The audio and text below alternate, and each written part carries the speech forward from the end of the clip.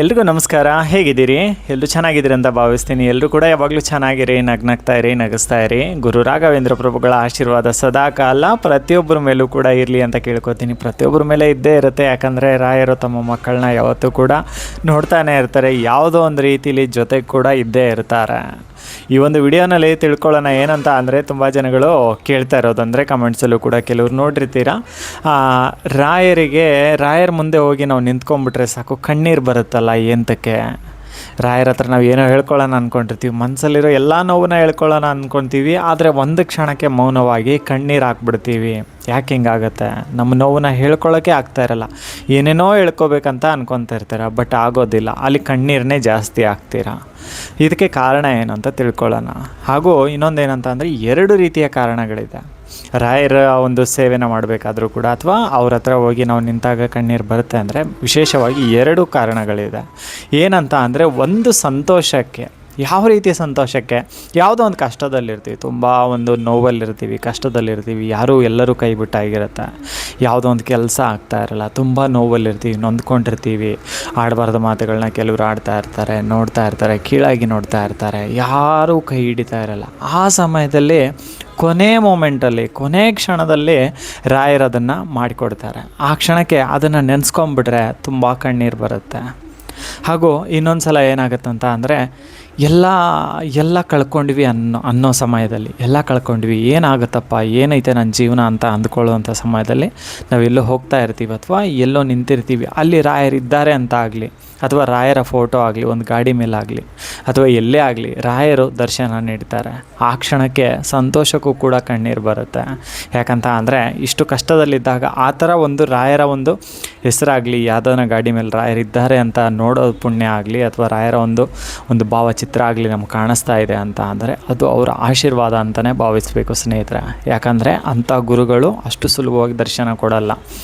ನಮಗೆ ಮಂತ್ರಾಲಯ, ಬೃಂದಾವನ ಅಂತಲ್ಲ, ದೇವಸ್ಥಾನ ಅಂತಲ್ಲ, ಎಲ್ಲೇ ಆಗಲಿ ನಾವು ರಾಯರ ದರ್ಶನವನ್ನು ಪಡಿಬೇಕಂದ್ರೆ ಅವರ ಒಂದು ಅನುಮತಿ, ಆಶೀರ್ವಾದ ಇರಬೇಕಾಗತ್ತೆ.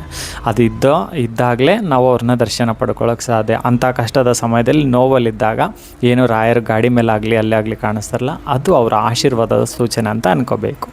ಇನ್ನು ಕೆಲವ್ರಿಗೆ 2ನೇ ಕಾರಣ ಮುಖ್ಯವಾದದ್ದು ಏನಂತ ಅಂದರೆ, ಇನ್ನು ಕೆಲವ್ರಿಗೆ ಕಣ್ಣೀರು ಯಾಕೆ ಬರುತ್ತೆ ಅಂದರೆ, ಮನಸ್ಸಿನ ದುಃಖ ತಡಿಯೋಕ್ಕಾಗಲ್ಲ. ಮನಸ್ಸಲ್ಲಿರೋ ನೋವನ್ನೆಲ್ಲ ಹೇಳ್ಕೋಬೇಕಂತ ಅನ್ಕೊತೀರ.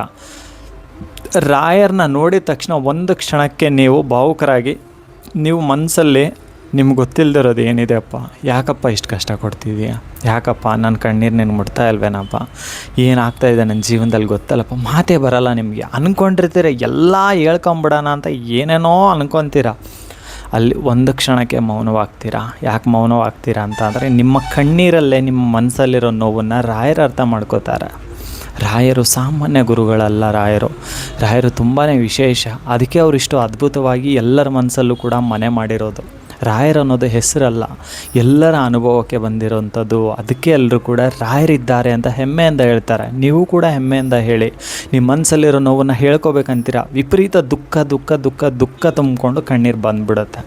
ಅದು ಯಾವ ಮಟ್ಟಿಗೆ ಕಣ್ಣೀರಂತ ಅಂದರೆ, ಮಾತು ಒಂದು ಪಿಟ್ಟು ಮಾತು ಬರಲ್ಲ ನಿಮಗೆ. ರಾಯರೇ ಅನ್ಬೋದು, ಹಬ್ಬ ಅಂದರೆ ರಾಯರೇ ಅನ್ಬೋದು. ವಿಪರೀತ ಹತ್ತಿಬಿಡ್ತೀರ. ಯಾರ ಮುಂದೂ ಕೂಡ ನೀವು ಅಷ್ಟು ಹತ್ತಿರೋಕ್ಕೂ ಸಾಧ್ಯ ಇಲ್ಲ.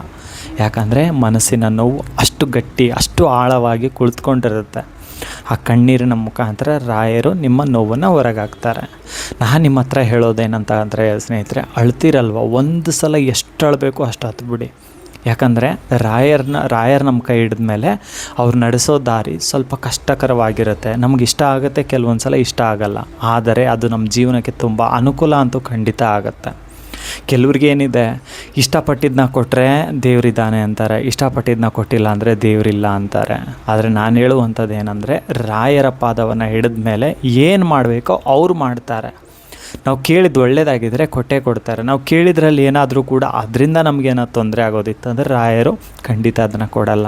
ಯಾಕಂದರೆ ಯಾವ ತಾಯಿ ತಾನೇ, ಯಾವ ತಂದೆ ತಾಯಿಗಳು ತಾನೇ ತನ್ನ ಮಕ್ಕಳ ಜೀವನ ಹಾಳಾಗಲಿ ಅಂತ ಬಯಸ್ತಾರೆ ಹೇಳಿ. ಅಷ್ಟೇ ರಾಯರು ಕೂಡ. ರಾಯರಿಗೆ ಗೊತ್ತು ಕ್ಷಣಕ್ಕೆ ಏನಾಗ್ತದೆ ನಮಗೆ ಗೊತ್ತಿರುತ್ತೆ, ಮುಂದೆ ಏನಾಗುತ್ತೆ ಅನ್ನೋದು ರಾಯರಿಗೆ ಗೊತ್ತಿರುತ್ತೆ ಅಲ್ವಾ. ಯಾವುದನ್ನು ಕೊಡಬೇಕೋ ಅದನ್ನು ಕೊಡ್ತಾಳೆ. ಯಾರಾದರೂ ಕೂಡ ನಿಮಗೆ ಯಾರಾದರೂ ಮುಂದೆ ಅನ್ಯಾಯ ಮಾಡೋಂಗಿದೆ ಅಂತಂದ್ರೆ ಅದನ್ನು ಯಾಕೆ ಕೊಡ್ತಾರೆ ರಾಯರು? ತನ್ನ ಮಗು ಚೆನ್ನಾಗಿರಲಿ ಸಾಕು, ಇಷ್ಟು ದಿನ ಕಷ್ಟಪಟ್ಟಿದ್ದೆ ಸಾಕು ಅಂತ ಅನ್ಕೊತಾರೆ. ಅಂದ್ಕೊಂಡು ಸುಮ್ಮನೆ ಆಗುವಂಥವ್ರೆಲ್ಲ ಪೂಜ್ಯರು.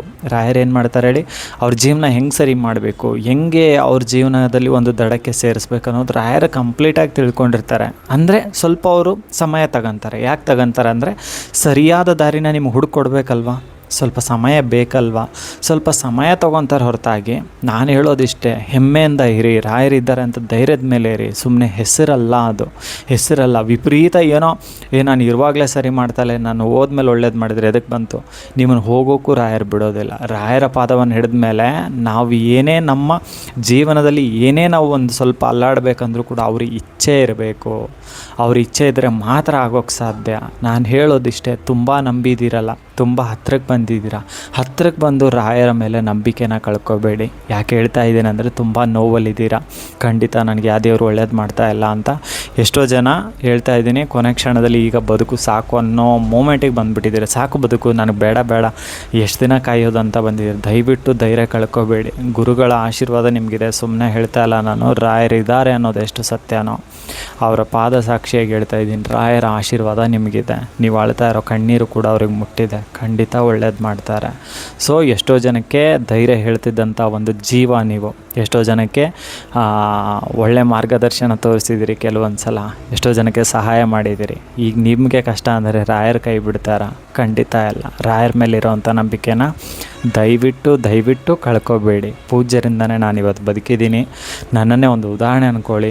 ನೀವು ಚೆನ್ನಾಗಿರಿ, ಟೈಮ್ ಸರಿಯಾಗಿ ಊಟ ತಿಂಡಿ ಮಾಡಿ, ಏನೇ ಕಷ್ಟ ಇದ್ದರೂ ಕೂಡ ಕಮೆಂಟ್ಸಲ್ಲಿ ಹೇಳ್ಕೊಳ್ಳಿ ಅಥವಾ ಇನ್ಬಾಕ್ಸಲ್ಲಿ ಮೆಸೇಜ್ ಮಾಡಿರಿ. ಸ್ವಲ್ಪ ತಡವಾದರೂ ಕೂಡ ನಾನು ನೋಡಿ ರಿಪ್ಲೈ ಮಾಡ್ತೀನಿ. ಕಮೆಂಟ್ಸಲ್ಲಿ ನಾನು ರಿಪ್ಲೈ ಮಾಡೋಕ್ಕಾಗಿಲ್ಲ ಅಂದರೂ ಕ್ಷಮೆ ಇರಲಿ. ಎಲ್ಲರ ಕಮೆಂಟ್ಸ್ ಕೂಡ ನೋಡ್ತಾ ಇದ್ದೀನಿ. ನಾನು 2-3 ಕಡೆ ಕೆಲಸ ಮಾಡ್ತಿರೋದ್ರಿಂದ ಆಗ್ತಾಯಿಲ್ಲ. ಆದರೆ ನೊಂದ್ಕೋಬೇಡಿ. ನೀವು ಇನ್ಬಾಕ್ಸಲ್ಲೂ ಕೂಡ ನಿಮ್ಮದೇನಾದರೂ ಪರ್ಸ್ನಲ್ ನೋವಿದ್ದರೆ ಶೇರ್ ಮಾಡ್ಕೊಳ್ಳಿ. ಖಂಡಿತವಾಗ್ಲೂ ಕೂಡ ನನಗೆ ತಿಳಿದಷ್ಟು ನಾನು ನಿಮಗೆ ರೆಸ್ಪಾನ್ಸ್ ಕೂಡ ಮಾಡ್ತೀನಿ. ಖಂಡಿತವಾಗ್ಲೂ ಕೂಡ ನಿಮ್ಗೆ ಒಳ್ಳೇದಾಗೇ ಆಗುತ್ತೆ. ಒಂದು ಹೇಳಬಲ್ಲೆ, ನಿಮ್ಮ ಮನಸ್ಸು ಒಳ್ಳೇದಿದೆ. ಸುಮ್ಮನೆ ಮೆಚ್ಚೋಕೆ, ಪಗಳೋಕೆ ಅಂಥದ್ದು ಹೇಳ್ತಾ ಇಲ್ಲ. ನನಗೆ ಗೊತ್ತು ನೀವೇನಂತ, ನನಗೆ ಗೊತ್ತು. ನಾನೇ ಅಲ್ಲ ನಿಜ ಹೇಳ್ಬೇಕಂದ್ರೆ ನಿಮ್ಮ ಮನಸ್ಸು ಅಷ್ಟು ಶುದ್ಧವಾಗಿದೆ, ಚೆನ್ನಾಗಿದೆ. ಒಳ್ಳೇದಾಗುತ್ತೆ ನಿಮಗೆ. ನಗ್ನಾಗ್ತಾ ಇರಿ. ರಾಯರಿದ್ದಾರೆ ಅಂತ ಹೆಮ್ಮೆಯಿಂದ ಹೇಳಿ. ಜೋರಾಗಿ ಒಮ್ಮೆ ಹೇಳ್ಕೊಳ್ಳಿ ಮನಸ್ಸಲ್ಲಿ, ನನ್ನೊಂದಿಗೆ ರಾಯರಿದ್ದಾರೆ.